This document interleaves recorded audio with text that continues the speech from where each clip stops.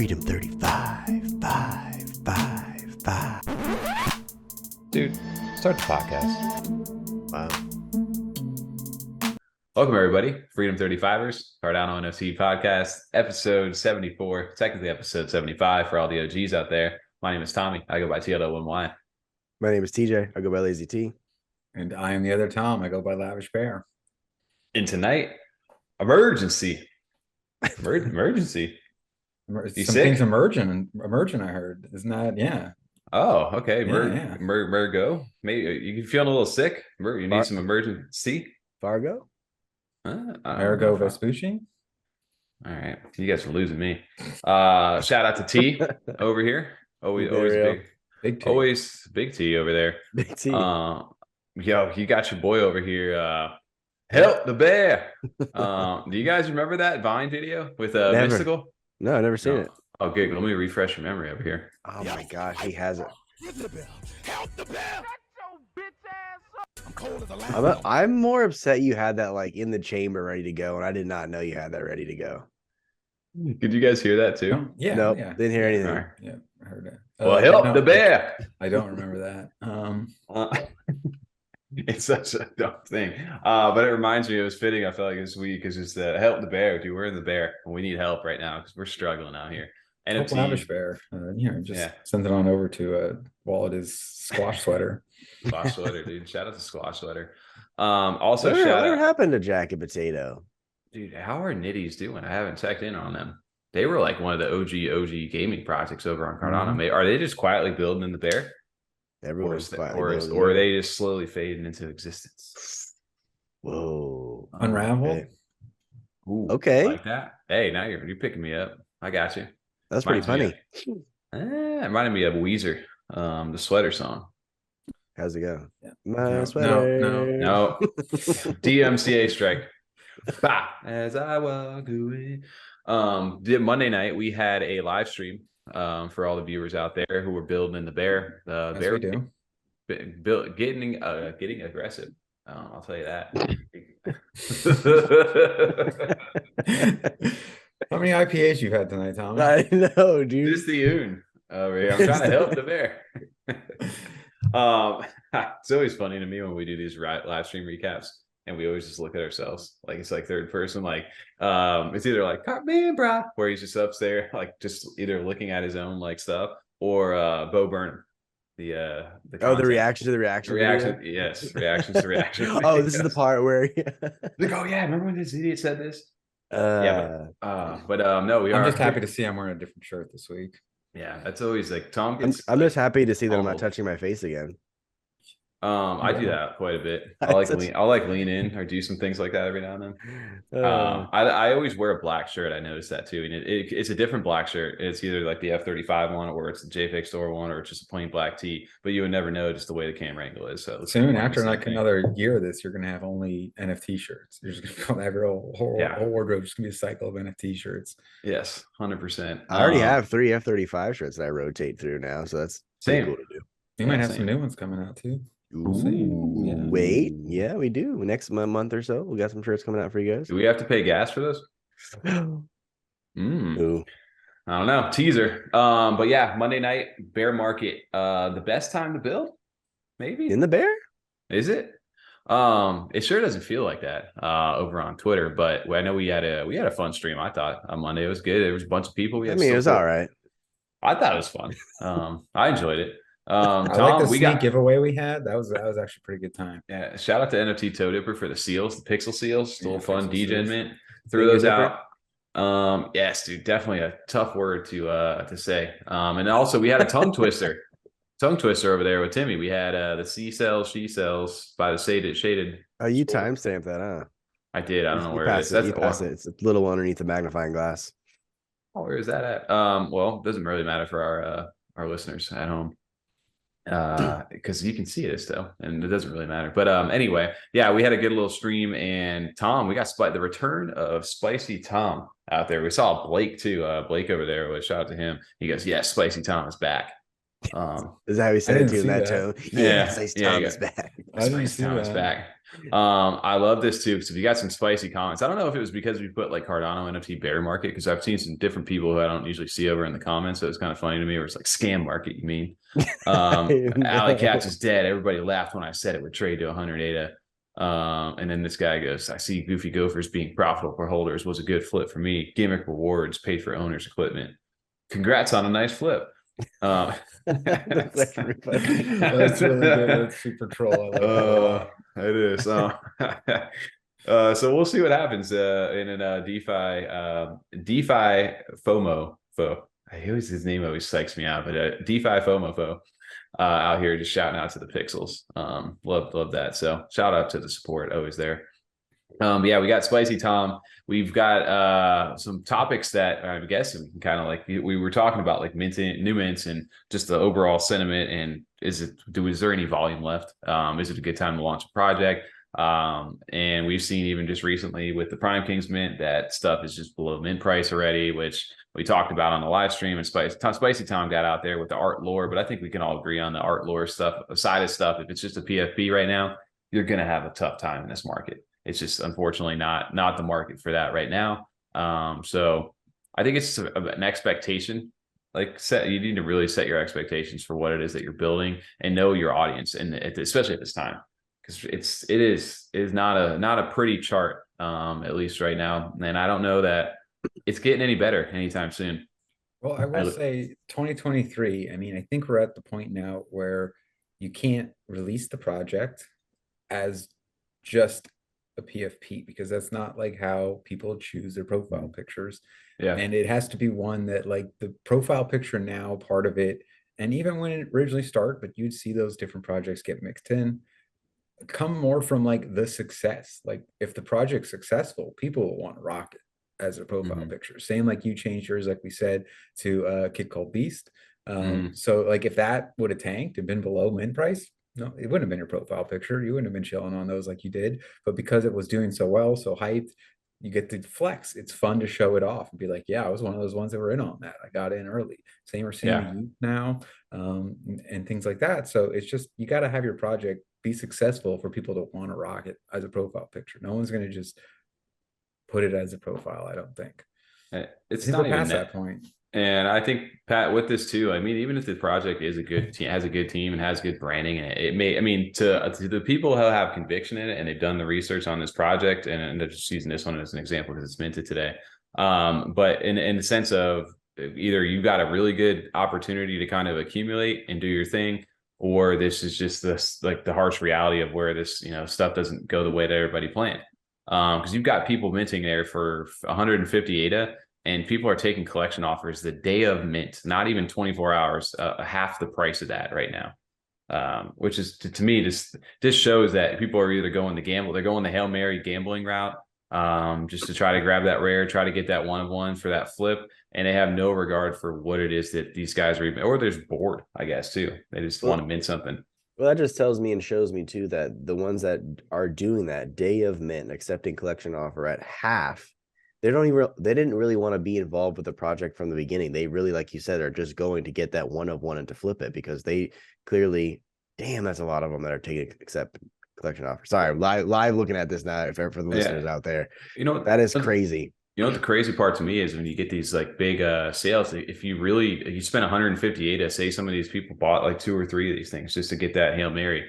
People could have went out here and actually bought the one of ones or the really rare ones for 600-700 ADA right now, and they could have just secured like the best one in the thing. They literally could have just done 3-4 mints and got what they needed instead of just waiting on the secondary market. Like that is where, but those people, like, it pushes people in the space forward a little bit because they're buying into this. And they support the project, and the project starts to increase in value because they've sold some of their stuff. But then right after it, they're the ones getting hurt, not the project at that point. So I think if you're going for that mentality of, hey, I wanted to be a collector and support, it's a very like tough situation to be in, I feel like, because you want the cool stuff, you want the rare stuff, but the best like move to really do that is just to wait for the, the project to ultimately not struggle a little bit so you can get what you want. And then can mint it out. But I know in the Discord, these guys also, just using them as another example, that they were basically like, look, we don't care if it mints out today, or we're going to leave it open and we're going to keep building and doing our thing. and we're not putting that pressure on ourselves. See, I love and respect that because they kind of are being self-aware of it. So they know, like, look, we're our lore-based project. If it doesn't sell out today or even a month from now, we don't care. We're gonna leave it open until it mints out. I respect I respect projects that are open about that and are willing to do that, and not after a day or two. You know what? We're gonna cut the supply in half again, and mint's closing on Saturday. Like, I hate when they do that because it's just like, well, what did you really want from the community when you do stuff like that? It's not a good look when projects do that. It kills your hype. It kills anything you guys have built. It creates unnecessary FOMO too for your community. And then it makes that sting even worse when the ultimate reality comes back and like, no, nobody's really buying this anymore. And this is just going to go it's going to hurt anymore. And I supported you guys in that last run to get us where we needed to be. And it just creates an environment and a culture that you don't want. Well, it shows why you were there. Like you said too, TJ, like we were here to make money. And also the idea that like, oh, well, we didn't sell out in 2 days, so we failed. It's like, failed what? You're just an art project. Like you can, you know, keep selling longer than 2 days. You're both going to do that. There's no reason to stop doing it or to like force the collection to be less or, you know, start panicking. Because I mean, just continue with what you're going to do. If you're going to continue season 2, then continue to build a community with the people that have bought so that they have their value and get to enjoy that side of things. And hopefully people will see the fun that they're missing out on it because you built this side of things and you've worked on that side of things, and they'll maybe buy in a little later or when you start getting into season 2 or whatever your other plans are. Yeah. I think I don't know. Moving forward, there's a lot of controversy going on inside the space, and just the need for support from the like just the top down. Almost it feels like now is the big conversation that's moving over to Twitter. We could take a look at this because I've been seeing this more and more, and it's really becoming like a highlight because of the where we're at as far as the market for Cardano NFTs, and then you see some of the successes in other blockchains, namely with Ordinals, and then now Polygon. With the Utes bridged over there, and there's the famous thing, that they offered Frank from D-Gods, whatever X amount of millions to go bring Utes over to the Polygon blockchain. One of the founders over there on Polygon, he's rocking the Utes PFP, like they're full like marketing support for the NFT projects and the ecosystem on that side. So Melon, one of the Cardano community members, also through like JPEG Store and Jungle and stuff like that. They put out a thing, basically said, just had a call with Polygon, and I must admit that I do understand why projects would want to build on Polygon. And they basically was saying that looking for marketing, great, let us know how we can help. Looking for an investment, awesome, here's the contact to talk to you further. Do you need help? Splendid, here's the contact to help you out. And then developing a mobile app, we're interested, we're making this, here's a contact to help with that. And it says you actually feel welcome and wanted. I sure have missed this feeling. So that was the premise of this, and this has got, like I said, almost 150,000 impressions right now as of this Wednesday. So it's not a little topic. And even Frank from D-Gods commented on this and said can like totally agree with this. Like he put a comment on this, so it made that kind of traction with him. So what are your guys' like initial like thoughts? Yeah, 100% facts. It's incredible from Frank.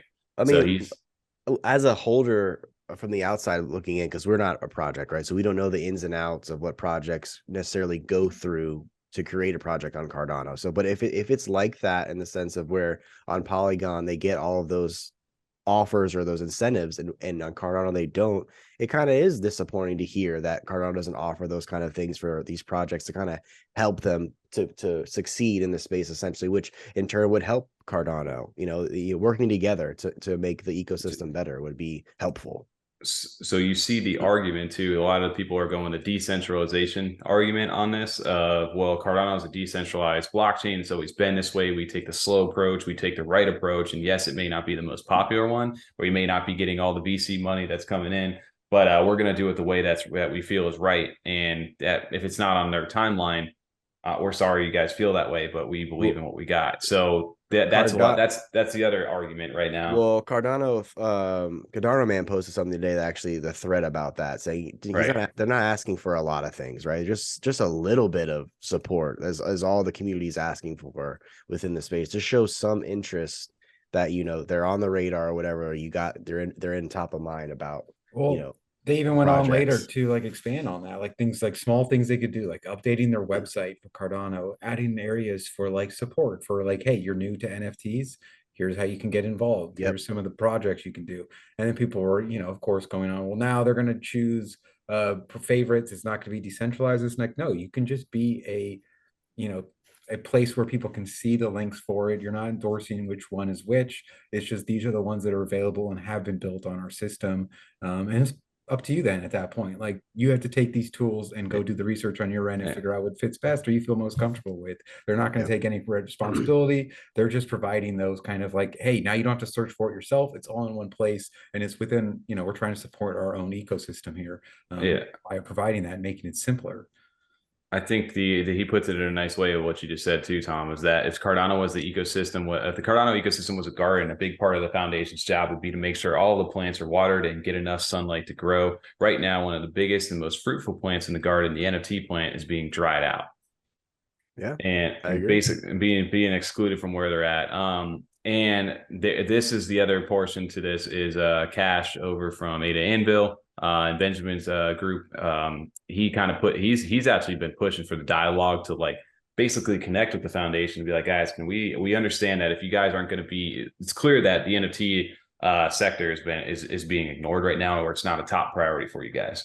What do we got to do to change this narrative to at least open this conversation, this door, this bridge, whatever it is? Because you clearly see that there's a lot of people here building that want to push this space forward, and the NFTs are a big part of Cardano and the transactions on the blockchain currently. So instead of ignoring us, why not at least accept and start to talk to us and see where we can meet to at least help grow this? And it doesn't maybe need to be here's a bunch of money, you guys, we're going to promote you guys all over the world, but at least you guys are in chats to figure out an initiative that makes sense for Cardano and this ecosystem.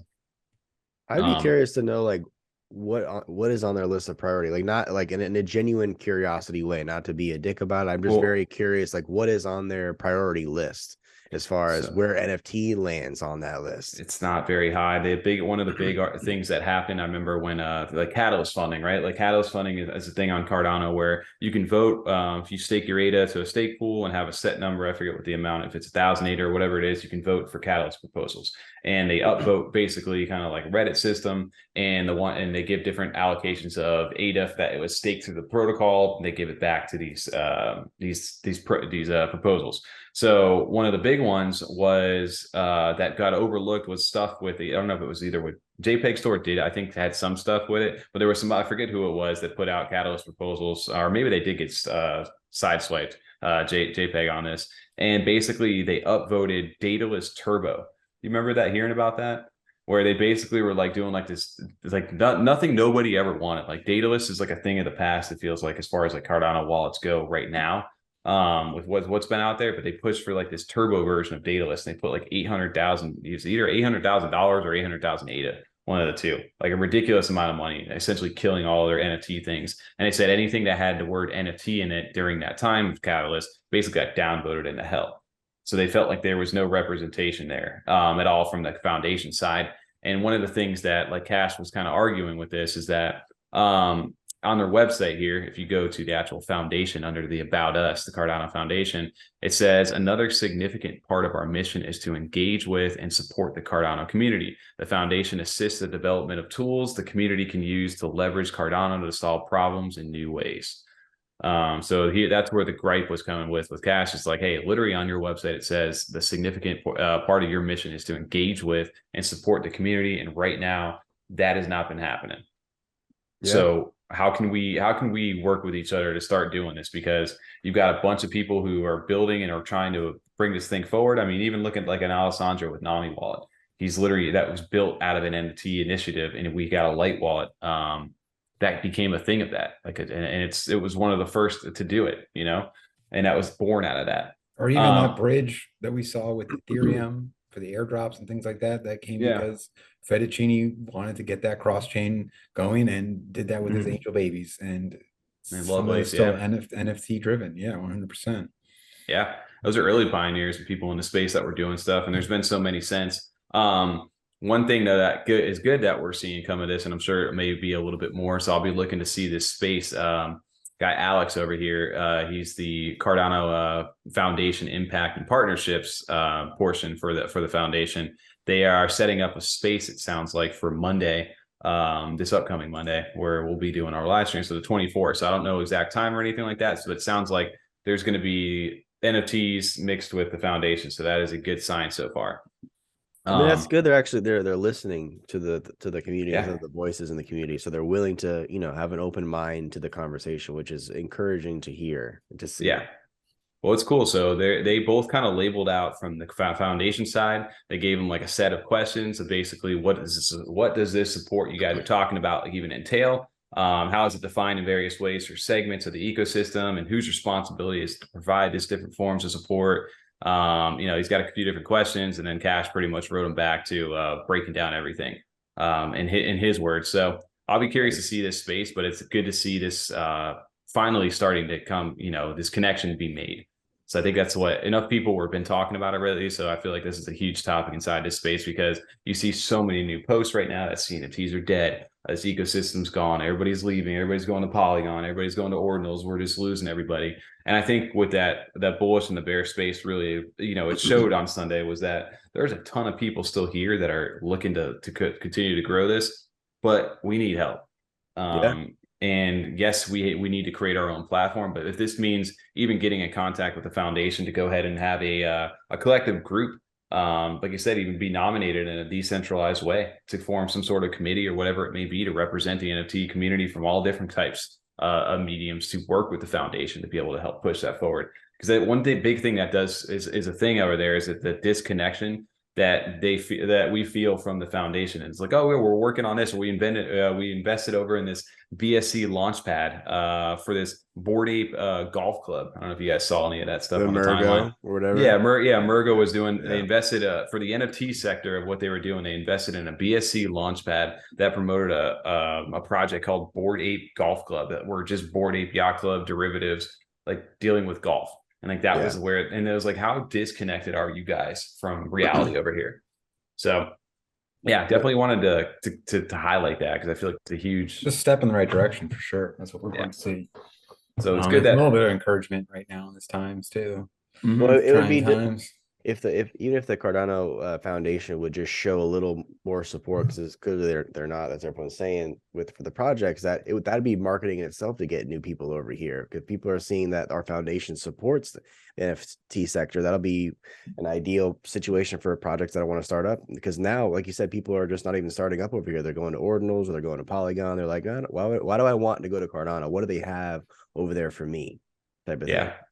So if they just had that support from the foundation, then that would be enough to kind of help market more people to come here. Yeah, and we've also seen with Charles too on like his kind of take. He's like in and out of like the NFT like scene where he's like, yeah, sometimes he supports it, and other times he's just like, no, the whole PFP thing we talked about months and months ago was a huge controversy inside the thing. When he was asked about Claymates, what he liked about him, I remember he was like, yeah, they're not like ugly.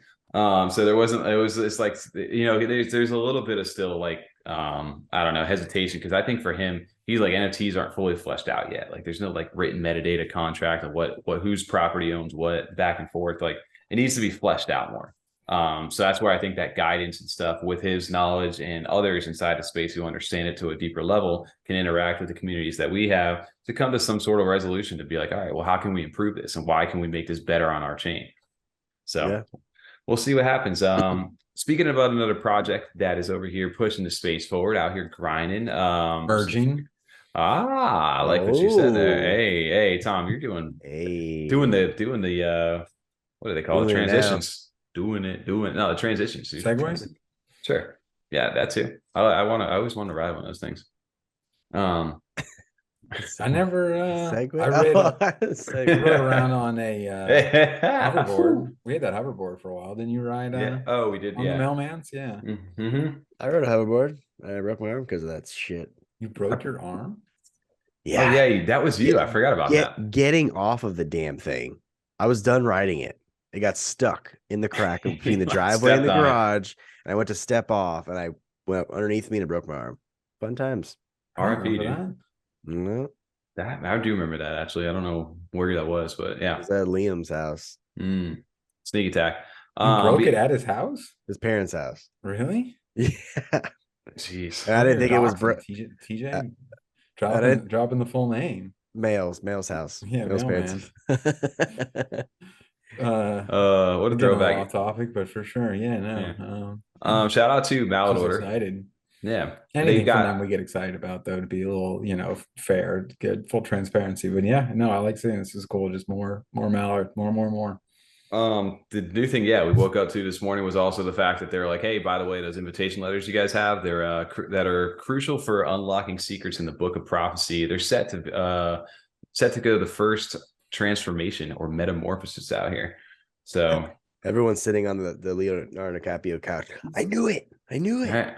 Do you think they're going into this coin form? Because I'd be actually upset if they kind of went into a coin. If they went, no, I don't think they're going into a coin. I hope not. I don't know. I like how those look. They do look though. Look too. Yeah, but they never just blatantly throw it in your face. Like, oh, by the way, we're going to go through a transformation, and it's like the transformation's right there. Like, also, I feel like they would lose a little bit just because there is like I don't think they're text and story and lore within the invitation itself. Kind of has that. Unless you click into that thing and it just like splits into like this whole like story or comic. Yeah, sure. I don't know. But yeah, I heard that you click on and you get it's going to be a voiceover from Morgan Freeman. Let's read you the intro. I can't even pretend to have a Morgan Freeman. I need that voice AI stuff to make me sound like him. They also no, I'm not gonna do it. I ain't gonna do it. They also had the Emergence event. They put a nice little like video together, essentially from the weekend over in NFT NYC. And it was cool to kind of see like the whole gallery. I want to say I feel like that's like Demosthenes like parents or something that are just hanging out there. Or I feel like I saw Nemesis's like mom or something inside this too. So even if they're like the actual families are just hanging out with them, you've got the community members. They've got artwork from like different artists. There's a block there just hanging out. Yeah, it was really cool to see the community come together and faces. Yeah, music coming. I think it's awesome. It's JL right there, and the guys performing their Twitter song over there, the NFT. I forget the name of it. It's called Twitter Space, I think is what it was called. Yeah, they're out there just doing like performances. They're selling some artwork. They're just highlighting like Web2 artists in this Web3 world. It was cool to kind of see like your dive into like their little weekend over there, which is really cool. It was cool. I'm really jealous. I would have loved to have been there. The gallery looked fun. The party looked fun. So the merch. I'm really jealous of that pizza that they had at the end there. Pizza looks good. Shout out to, is that a sneak attack from Boxlord right there too? I don't know. So, but yeah, dude, shout out to Cardano Nudes. I mean, he had me thinking he was Hosky for a quick sec when he was on there. We should definitely do it. They could have went with it. Yeah, we would have totally fooled us for sure. Yeah, for sure. Mm-hmm. But it was really cool to get a chance to see them. And then, like you said, the stuff from Boxlord over here, he went ahead and he did like a speaking session, basically narrating his artwork, his comics, basically saying how he was he's always kind of sat in the background from the NFT side of things and just done the artwork and displayed it. But after being at this artwork and being at the event and connecting with the community, he was just like, yo, I want to get more involved. I actually really like awesome this. I can kind of see like what this community is or what it does and how the NFT, there's people behind the screen on this. He's insanely talented too. Oh, dude, he does some awesome artwork. Like watching this whole video as he's like actually just like illustrating, it just blows my mind. No, it pisses me off. It pisses me off because to me, it's like, oh, this looks easy. Like I could do this, and then you actually like pick up, and try to like mess with it. Like I absolutely cannot do this. I don't know what I was thinking. I absolutely cannot do this. Yeah, not even close. Like look at the light. That's the hardest part for me, let alone the shapes, like just getting the shapes down. Then like next part is just like blending and with like the colors, just like shading and everything. Yeah. That's what I mean, yeah, the lighting. It's just like, no, like I just take like 3 different colors of brown and then throw like a yellow in there, and it looks like it has like different lighting and shading. There's a single light source. It's like not even close. No, yeah, I would never in my mind, because you feel like you gotta like think ahead, like way ahead, pre-plan how you're like putting that out, because it's just all my people end up looking like that guy that Peter Griffin runs into. It's like the painter, and his eyes are too close together, and he's like, I must draw you. Yes, 100%. The one at the end here where he was doing like the trees that go through like the light and stuff like that, it just like blew my mind. Like this end one right here, it's just like how he could like pre-plan like all that stuff, and then it just like looks so good right at the end. But no, shout out to Boxlord for like being able to connect with the community and really just like, I can see the power, I guess, of this NFT technology of Web3 and the relationships that kind of develop out of it. But looking forward to also seeing more stuff from him, because I know he's the newest person on the Mallard team. I know he has like a whole website and everything for a comic series and everything out. So I'd love to see some Mallard comics, because they have like that story built in to where they could be a lot of fun to kind of get to see some backstory that they work on with some really good visuals like that. I really like his art style. Oh, 100%. They do on the website. They got like those duck nights we've shown off and stuff. Like it all looks so good. So big shout out over to Mallard Order. Always a And shout out to Mallard Order. We can never not shout them yo, out. yep. Always building in the bear. They've been building in the bear. Dude, they've been definitely building the bear. Help the bear. And then speaking of building and getting us up, a little preview over here is Clay Nation. The strand. I almost Which want to say project is this? Clay Nation. All right. Clay. Never heard of him. Playmates. Tom's gonna love this update over here. The making of the stand out here. Tom, we've got pants, dude. 3D asset collections. I love seeing like the behind the scenes of some of this stuff, like digital animation. Those didn't look like pants. That looks like that tube you connect to your dryer, that like silver. Oh yeah, like the robot ones. Yeah, exactly. Yeah, you put 100%. Yeah, arms and legs. Dude, look at the octopus lens. Those ones look wild too. They're sick. The pants look good. Yeah. Like it's just really cool to see like the design process. This is like the kind of content that I love, like looking at when they're like, hey, what are you guys building? It's like, oh, we're doing like this like 3D world and stuff. Like, oh, that sounds cool. I guess I'll wait 2 years before I see it. And it's like, no, you do stuff like this, and it's like it builds that anticipation. Well, you can appreciate it too, because you can see like someone actually working on it. It's not like AI, it's not copy and paste. There's a person behind this video working on that right now. You can actually see it. I love that. Just like Boxlord stuff we just watched, you can see the actual, the process of everything, how it's made. 100%. This is all to throw you off. This is all made by Chat GPT. Yeah, right. Clay GPT out here. Yeah. Is there a lot of pants? There we go. Is there a no pants option? You're sick. You're sick. You can't be rocking out with your clay cock out all the time. Rock out with the clay. That's if you're not family friendly on over there. Rock out with the clay. Yeah, we marked this show correctly. It's not, the for kids over here. Rock out with your rock out with your clay out. Play out with your clay out. Play with your dough. Oh, I like that. That was good. As you say, not the official company, right? Just play with the dough. Anyway, when you guys saw this like little clay pad that they had here, I don't know if you guys got a little sneak attack notice here. Clay token is inside of this. So, what are you going to do with that clay? I have not unbaked any of my clay from my clay yet. Why? And they said that the boosts and stuff were just going to continue to go up. They would roll like rewards to people and things like that. So I haven't done it. It's been a year now, or it's technically a year and a half because I never baked since I minted it. But yeah, I've been baking and unbaking for a year and a half. You fibber. They came out in September of 21. He's saying he's just baked, straight baked. September of 21. Oh, sure, you never done it. True. Okay, never mind. Yeah, it's so facto. But yeah, even just looking at this, so you're stacking up some clay tokens over here. You may be able to get some different sets of pants. So a little Easter egg right there. Yeah, I always makes me think of the Hocus Pocus spell book. Oh, for sure. 100%. Wait, that doesn't sound right. September of 21, isn't that? That's coming up on 2 years. Is it really? Yeah, we're getting close to 2. I'm about to hold that. That's my longest, like one of my longest NFTs that I've held is that clay. I think the only one that I bought was my Charmander Gucci ball. Hold on to that. What about your tree? And my Cardano bit and trees. Yeah. Okay. Just keep going on the list. Technically the artifact stuff. The Hadouken comic. Hey, all right, guys. Well, way to call me out. No, it's good. It's good that you've helped on to some of those, and it just shows it's good you can't let go. In fact, most of the ones you just named too, you're not necessarily holding because you're like invested in the projects. Those are ones you just like that you have no plan on selling, and you're just collecting. Those long-term capital gains, dude.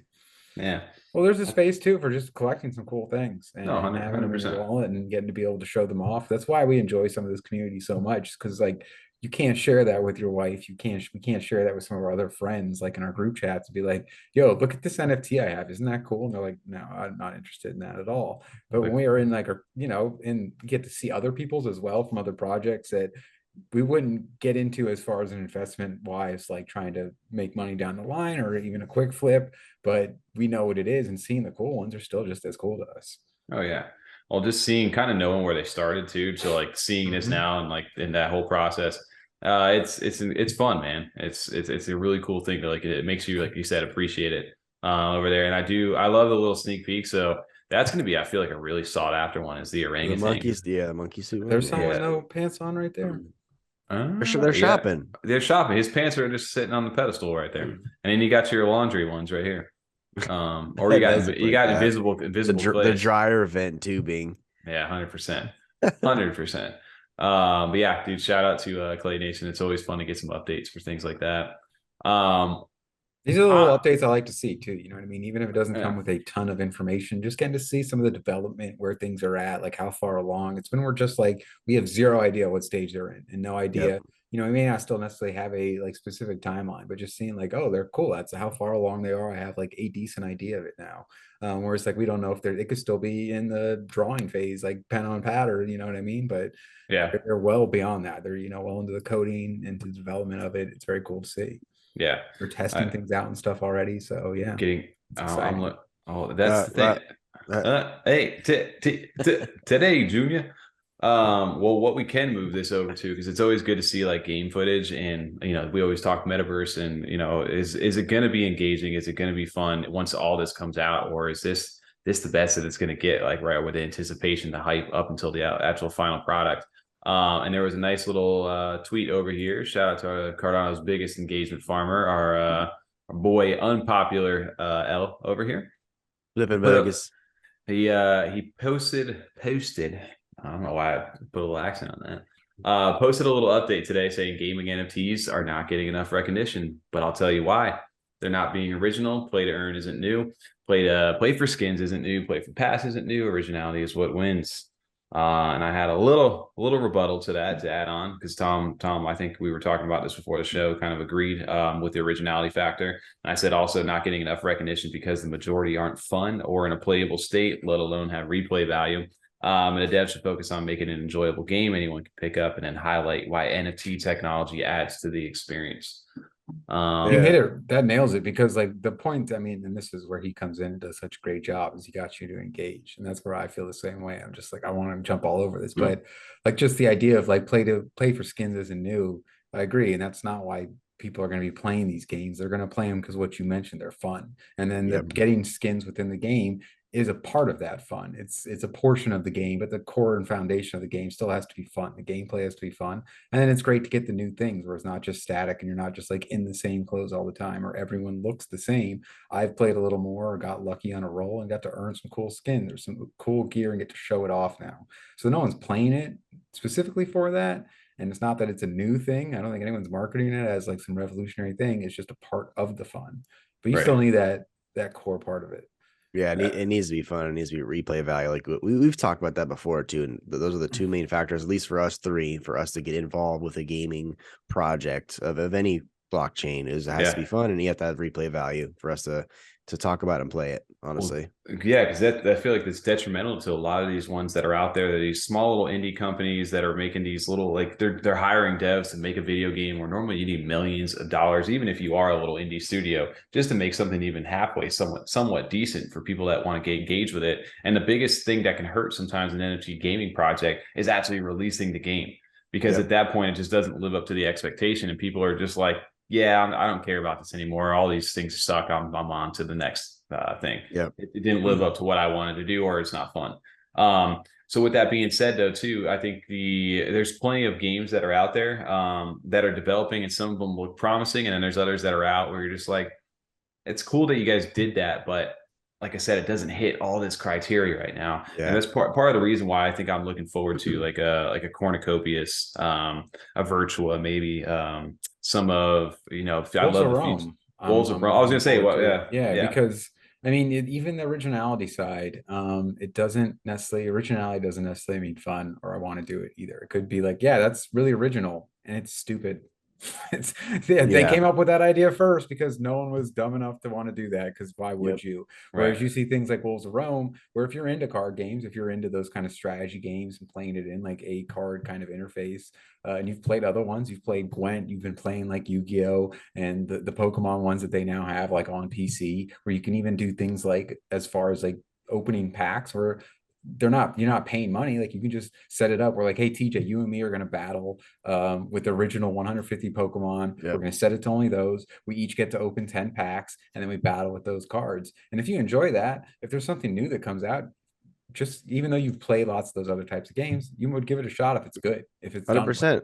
Well, Yeah. even right now, there's plenty of battle royales out. Battle There's royales. Apex, Yep. there's Mhm. Apex Yep. Legends, there's PUBG, there's Fortnite, and there's I can't think of the other one right now, but like all Warzone, all four of those are out right now. But I would play every single one of them because I enjoy them differently because different aspects that they offer. They're not original. They're all battle royales essentially at their core, but they're all different in their own way, and they're all, for me, they're fun. All of them, I can play all of them no problem, minus Fortnite, but that's besides the point. Like I can play all of them no problem. I was gonna say the originality is just a little too simplified, I think, because there's so much more that goes into it. How does it work? Is it easy to get into? Does it crash Yes. a lot? Like there's a lot of Mhm. those kind of factors that can kill a game real fast.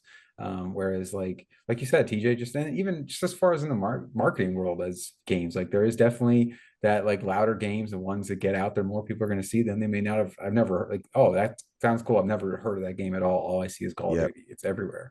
And Stuff like that. All I see is Fortnite. It gets all the big news because it has all the partnerships and stuff like this. And I've never heard of this other one.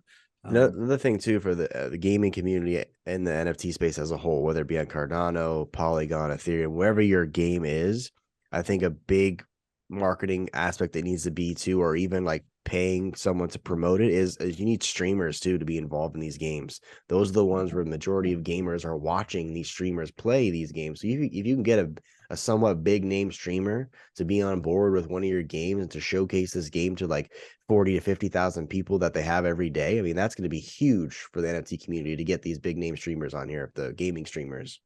Like I I don't even said, think you need that many. I think you can definitely make some partnerships with some smaller people that get You could. 3,000 because you got to look at the average too. If they're maintaining 3,000 over a 9-hour stream, that's True. not saying 3,000. So there's definitely opportunities there as well, which is even some of the smaller communities to get more intimate communities of viewers that are going to actually maybe take a look even a little bit deeper into some of these as far as instead of just surface value kind of watching.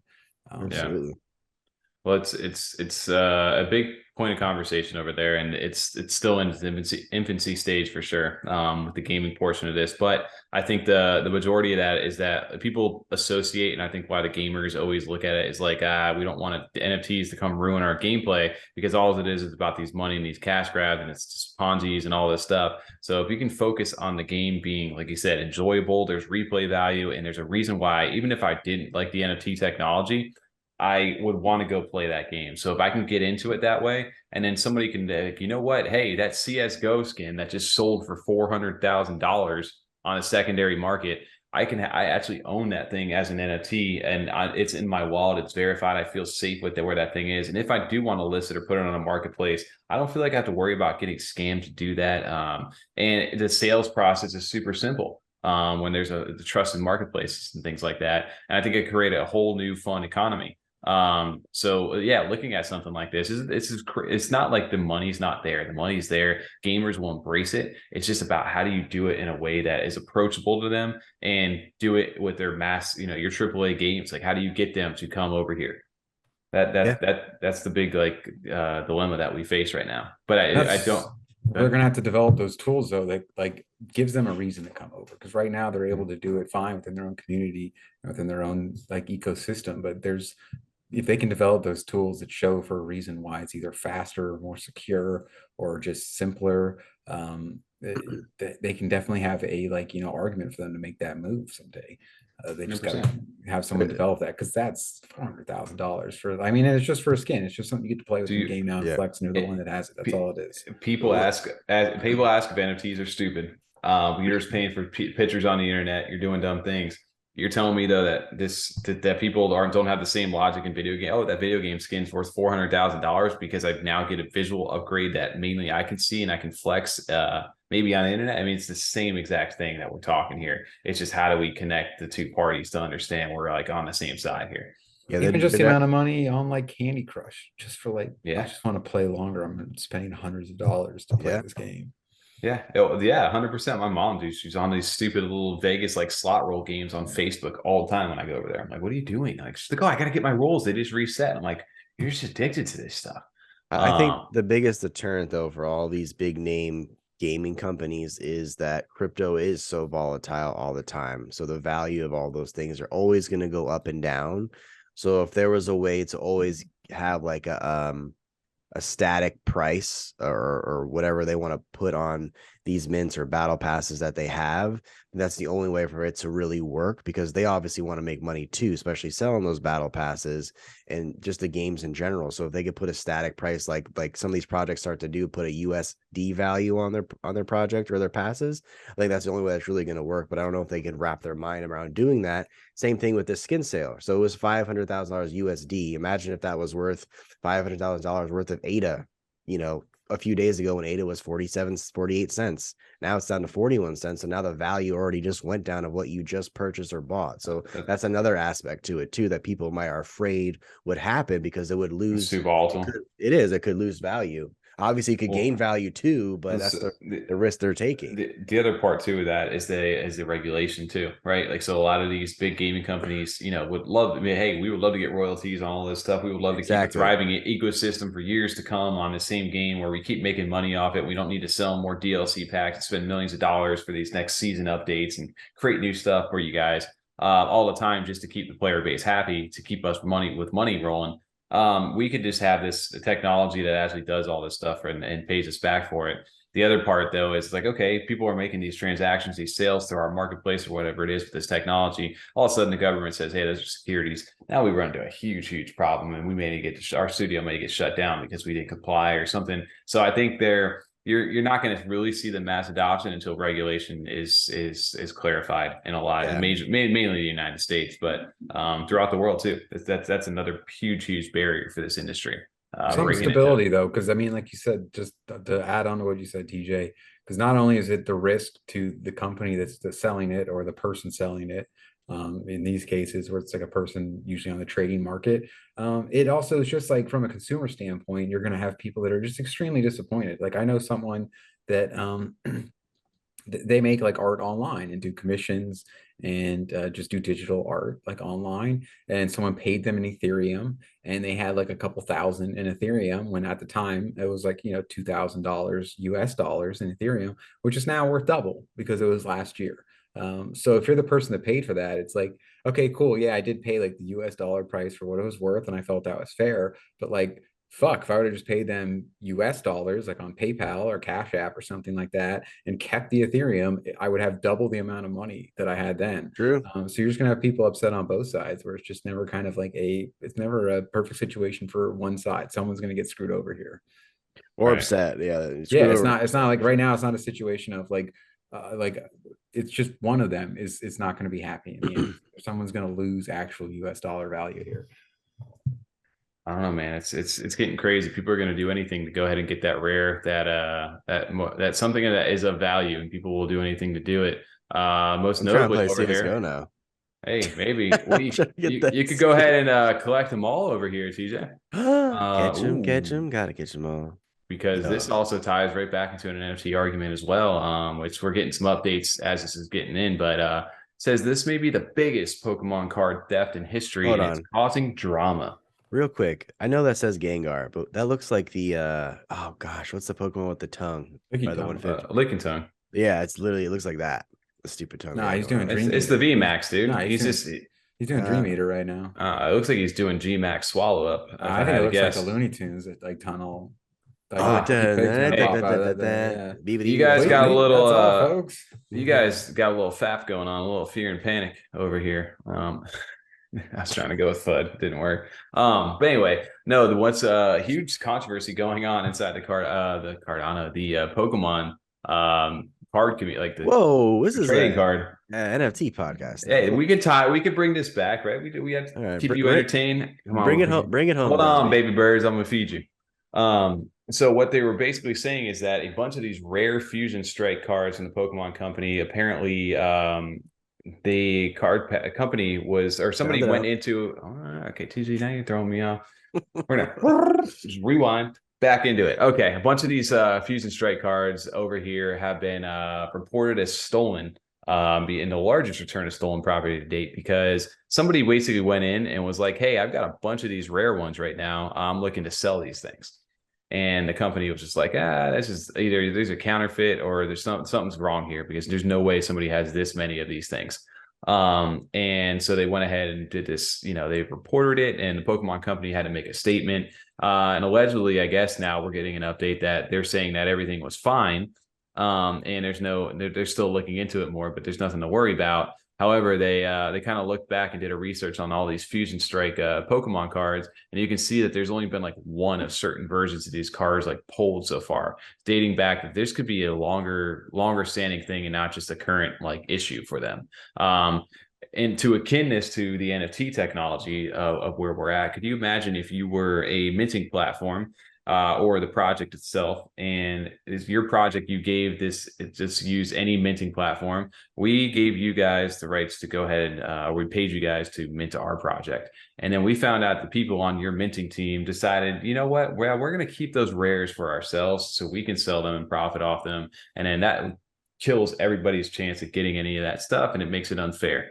Can you imagine the backlash if that kind of came? I mean, I'm sure there's been instances of that happening in the past. Yeah, Tom mentioned that before. I guarantee that's happened, like especially in the early days that actually did happen. Right. There's no way for us to prove that now, but early days we used to say that. They're like how easy would it be to just be like, hey, we're having a mint, guys. All right, everyone send it to this address, and then afterwards we'll get you your NFT. And it's like, well, before I go send everyone else your NFT, I made 15 brand new wallets and no one can track me in any way, and I'm just going to send these rare one-of-ones to all those wallets and then like sell them for huge profits. Yep. Yeah.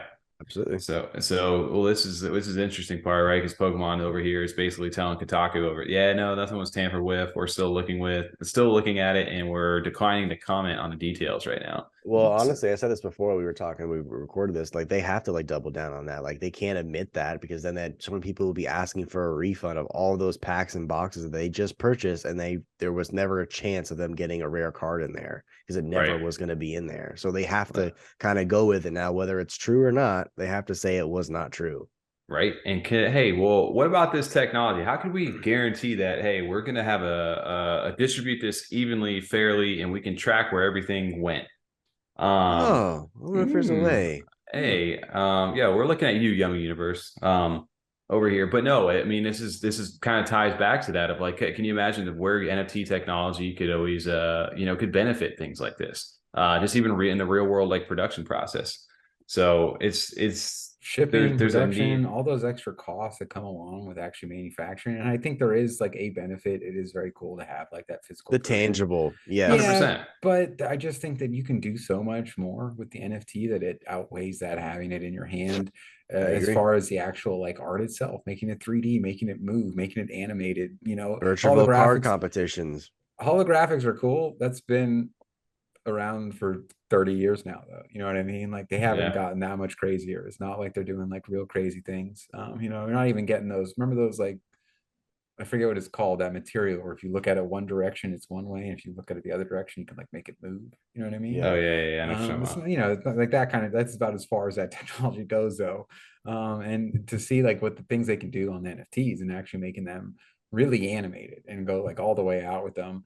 Also, just if you're actually really into battling these, I feel like that's got to be so much simpler. There's no like, fuck, I forgot this binder at home. I didn't bring this one. I have this many collections. Like, if you could just have that all within a wallet, you'd be set. Oh yeah, and then to iterate on that, you could always go back with like the physical, like the NFT links of like kind of what we did with some of our other stuff. Of, hey, we bought these, we minted these things out, and they come with a special NFT link. And as we do the actual physical stuff, the merchandise or whatever it may be, if you want to tie them back to card packs, we're going to set you guys up, but you need the NFT to claim it. Okay, and you could do the physical aspect, but the NFT comes out. That's a good way to go back to it. So there's going to be plenty of those things that start to arise as time goes on and as it gets easier. And there's companies that go ahead and can set that like distribution and the cost and all that stuff up. But yeah, it just shows the need of where this technology can benefit and what's the real world use case. And I think why a lot of people are still so like, maybe they don't get it, and and this is where you need these opportunities, these conversations to happen so that people can like be productive with this stuff. Because like you said, if Pokemon tomorrow was like, yeah, guys, we're going to make all of our Pokemon cards right now. They're going to be a brand new starter set. The original 151 right now is going to go into an NFT, and you guys are going to be able to buy them over on VB tomorrow. You know how many fucking people would line up, and try to bot the hell out of that just to be able to do that? Yeah. Look at that right there. Are you talking? If you're talking, we can't hear you. I'm not talking. Oh, okay. But Tommy, I fucking love that idea too. Just connecting that physical with the NFT, where let's say you do buy the packs, that you're able to then scan it and it will mint as an NFT. You'll get that NFT version. Maybe you pay like the $5 bucks or Yeah. whatever to like, for a service fee plus the mint fee. And then you can have a digital version. And then you can even start incorporating like the game side of that, where, okay, yeah, you can play the traditional game on a tabletop with someone else in person. Or if you want to play within our like virtual digital That'd be world, cool. you can play that as well. And now, hey, not only do you have like the NFT version of your card, you see like the animations for when they fight and attack each other, like it's Pokemon Showdown, or the new Scarlet and Violet where you actually verse someone, but especially in Showdown, or like, which is like kind of like the new Pokemon Stadium kind of thing, where it's like you see these like actual digital representations of the fight happening, of the battle. Then you can even start getting into trainer customization, clothing, add-ons, things like that, partnerships. Maybe you want your trainer to be wearing some Yeezys, I don't know, whatever the fuck you want. But you can go all the way with that, and you can tie those roles together so easily. And it also just allows for that kind of more flexibility, where it's like, am I going to play in person? Am I going to play me and TJ don't live in the same city, I'm going to go over to Tommy's house tonight, we're going to have some beers, we're going to get our cards out, and then we're going to play TJ also in the digital world, so he can log on too. We can see his little avatar there, his That'd be so pants dope. on. Yeah, we can play games. That'd be fantastic.